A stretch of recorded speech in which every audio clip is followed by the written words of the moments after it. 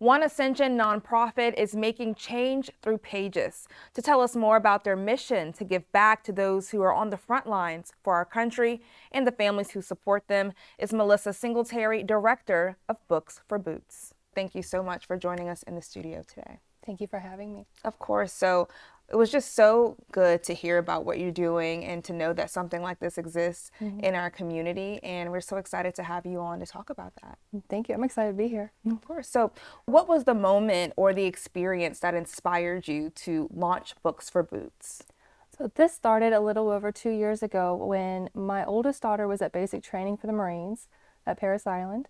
And about halfway through her training, she got injured. She wound up with hip fractures.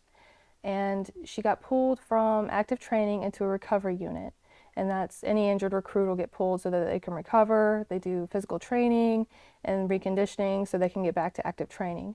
You know, some young adults, when they're pulled, you know, it's for broken bones, it can be for sicknesses, it can be for a variety of things. Some are there for weeks, some are there for months, and there's some that's even there for a year or longer. During her stay, she was allotted one 5-minute phone call every week. And in one of those early phone calls, she requested books. And it led me to ask her questions about what they had on hand for the injured recruits there. And it was not many at all. And the ones that they did have, the condition they were in were pretty poor. So it led us to think that, well, that's something that we could do. We could, pull together some books and make them a little mini library to have books on hand. When we realized that providing books was something that we could do, it made us realize, well, not only Parish Island has this need, well, what about the other locations for injured recruits? And I reached out to several, and I realized that this wasn't just an isolated need, it was more. That led us to create the nonprofit so that we could serve more and do more than just one specific location. We set out with an initial goal to help establish mini libraries specifically for injured recruits so that they had books on hand, they had movies to watch, they had puzzles to do, they had arts and craft supplies to keep their hands busy, because not everyone's a reader, but we wanted to give them a variety of things to have. The initial goal for each location was 500 books, about 150 movies, I think about 75 CDs, and a box or two of puzzles. And since then, we've exceeded that. For 5 locations, we have those 5 basic training locations established with mini libraries, fully stocked for those injured recruits. And we also provide maintenance shipments to keep that up. So can you define the core mission of Books for Boots and explain how you prioritize between different donation categories? You guys have books, movies, DVDs, music, and crafts. Well, when we first started, our initial target audience was injured recruits. But because of the overwhelming amount of items coming in, we've been able to branch out and support, veterans, active duty deployed overseas. We have a local program that supports our local troops in Louisiana, and even a Junior Boots program that provides items for military children. Like I said, we get in items almost every single day, whether they be books, movies, puzzles, art supplies. And it's just a matter of trying to manage those. Every single item that comes in, we have to clean them and inspect them. We don't want to ship items that are too damaged or that are going to fall apart or that are stained or too scratched to play on a DVD player. And really managing that has been a task. So we have one core volunteer who helps us manage all of our movies and CDs. And Miss Tammy Blanchard, she was in the school system for 30 years, and she spent like 20 years, I believe, as a Dutchtown High School counselor. And then her dad was in the Navy for 20 years. So she gets it. She's been, my angel in helping me manage that media inventory coming in. So she handles that and organizes it for us. And when we get books in, again, we take them and we have to go through each and every single one of them and then sort them, store them so that we can pull them for orders and requests that come in. And the same thing with puzzles and craft items. You just have to sort and really be good at, inventory management. So it does take a lot of time. It's Yes. not just getting items and giving it right, to the people in need. There's a lot of volunteerism that's needed. Yes, ma'am. Would you say that you have enough volunteers on hand, or since we're speaking to the community, do you need more? I would absolutely love more volunteers to get involved and to help us manage this.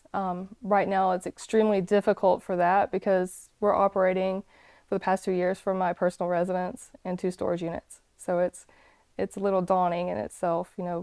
Pretty much we do have a good amount of cheerleaders that help us get the word out and to help promote us. But as far as the actual physical side of it, it is extremely difficult with just 2 people. So I would love more volunteers to get involved with this. And with that, can you speak to the progress toward the mission's goals and any adaptations you may have had to make with the growth or with the need? Well, I think it's interesting, again, we went from injured recruits to serving all military members. And it's always, in my opinion, going to be the core items of books, movies, CDs, puzzles, and craft items, because those are items that it's really easy or easier for members in our community to give.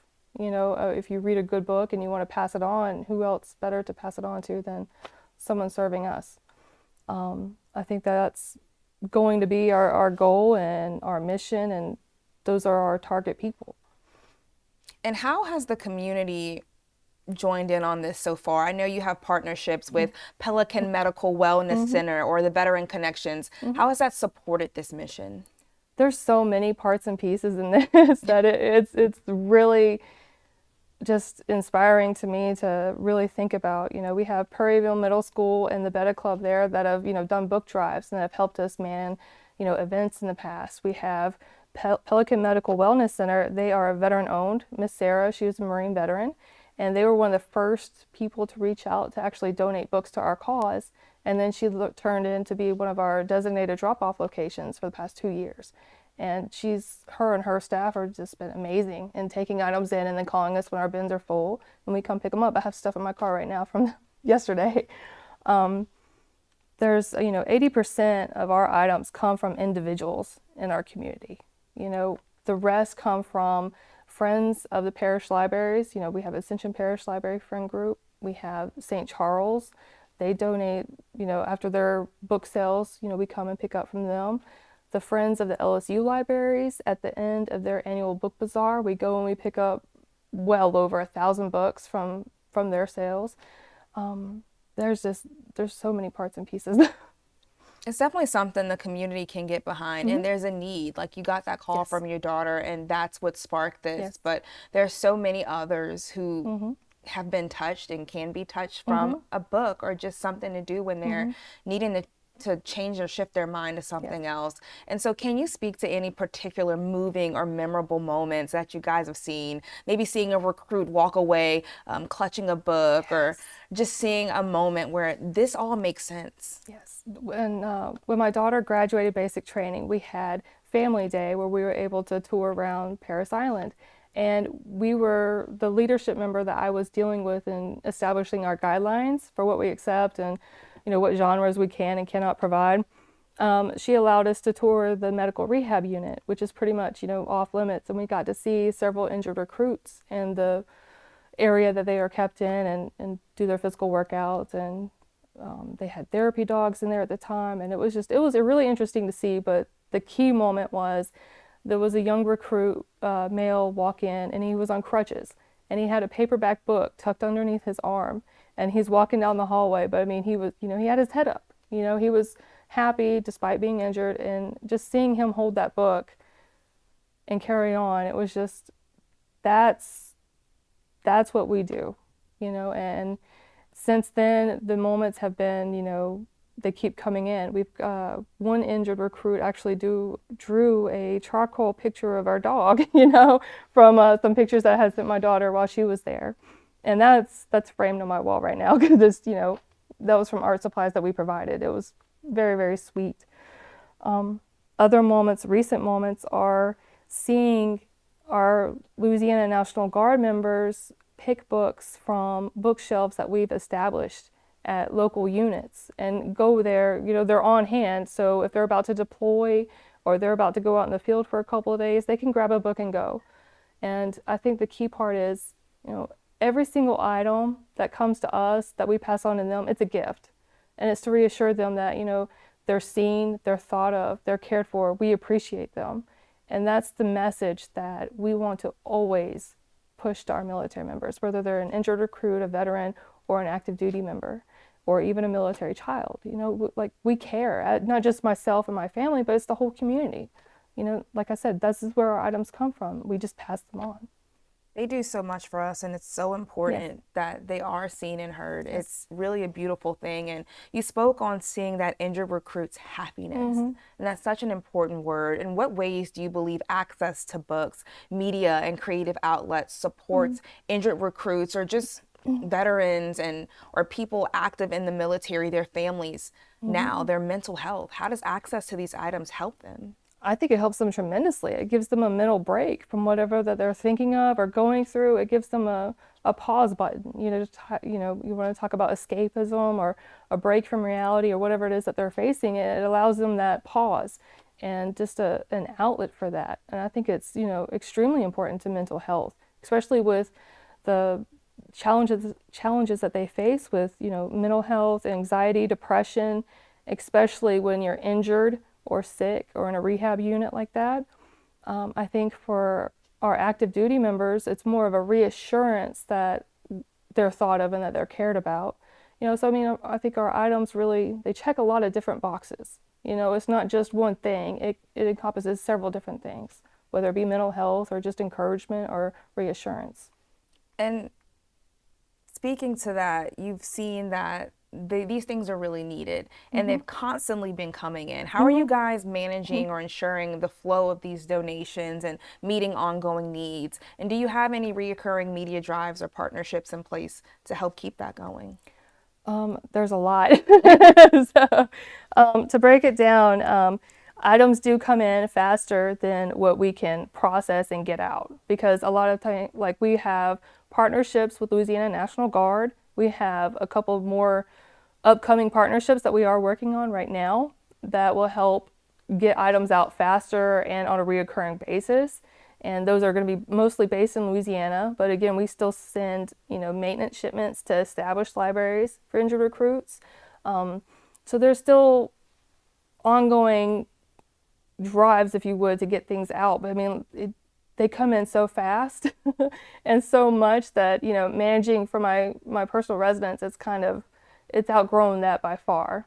So that's leading us to find an actual home to operate from, a place where we can, store our items, much like a bookstore, with your books, the movies, the puzzles, and have them organized in such a way where we can fill these orders and these requests very efficiently and quickly and get them out the door. So when you're thinking about expansion, I guess that's a question that answers itself. You guys have the inventory and you have the support to expand.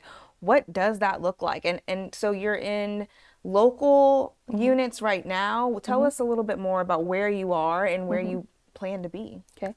Louisiana National Guard Child and Youth Services, they have 8 locations throughout Louisiana, and we have bookshelves installed in all 8.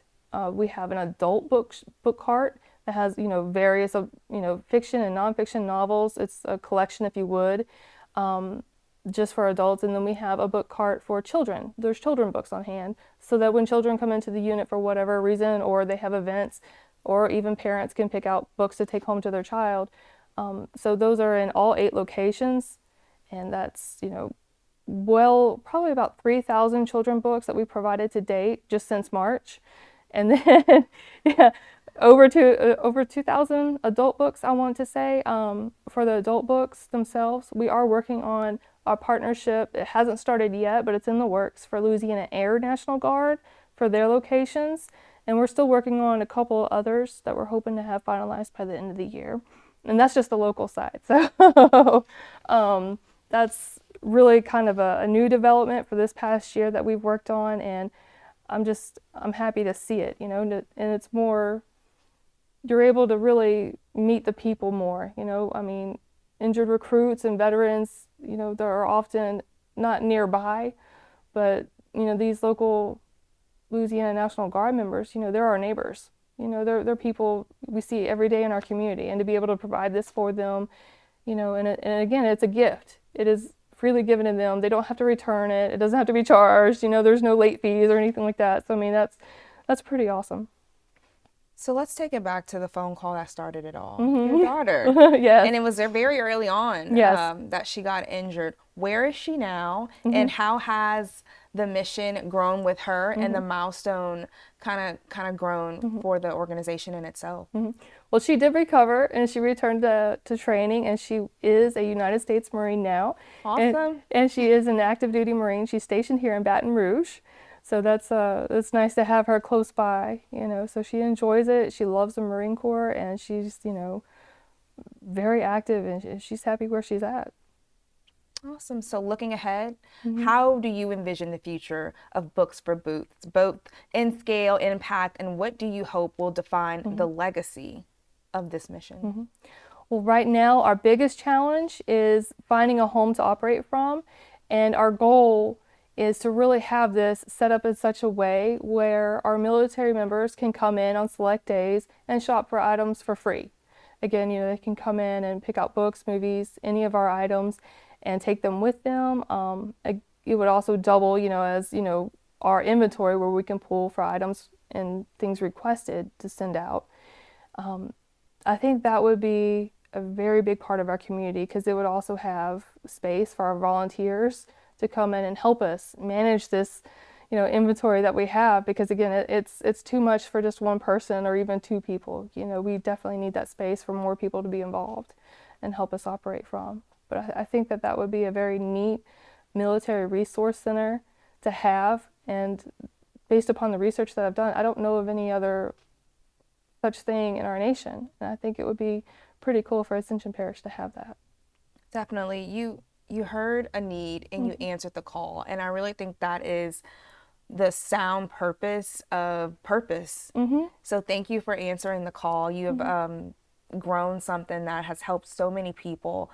And from what it sounds like, Ascension 21 reaches the residents. And if you wanted people to hear about your needs for Books for Boots, it is to find a home and definitely to have more hands on deck with volunteers. Absolutely. Yes. Well, thank you so much. We look forward to seeing the growth, and we hope that this reaches our residents in such a way that you can get that. And thank you so much for what you've done for the people who serve our country and their families. Thank you for having me. Of course. And if you want to learn more about Melissa's mission and Books for Boots, you can find that information on your screen along with their website, so you can learn more about what they do. And please get involved. We'll see you next time.